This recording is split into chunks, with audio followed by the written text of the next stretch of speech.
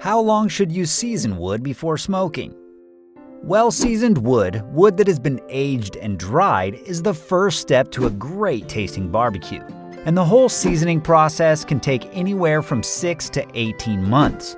You shouldn't go over 18 months because then the wood could lose its flavor. Seasoned wood means aged and dried wood and refers to the wood chunks or logs that are left outside to dry naturally. Therefore, it contains just the right amount of moisture needed for smoking and cooking and is considered almost dry. This dried and aged wood is also known as cured wood. Wood can be cured and seasoned naturally, meaning it is not treated with any chemicals and toxins, and it dries outside in the elements, known as air drying. Even when it rains, the wood will be fine because it will dry once the weather is nice and warm. So regardless of season, the wood is still seasoning, so you don't need to protect it from the elements too much. A basic tarp cover is enough to protect the wood as it's drying outside. Wood may also be kiln dried, which means that the wood has been dried in a kiln or pottery type oven or furnace at a much faster pace. Storing wood properly is essential if you want high quality wood for smoking. When storing and seasoning wood, make sure the wood is not stored directly on the ground. It should be slightly off the ground to make sure it doesn't go moldy and damp. Also, ensure that the wood is cut into relatively small pieces that will dry evenly. You don't want half the wood to be wet and half dry.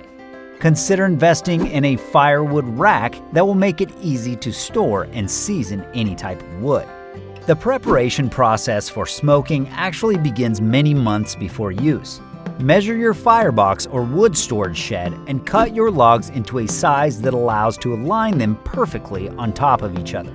The wood has to be left outdoors for at least 6 months to make sure it dries and ages naturally in the elements.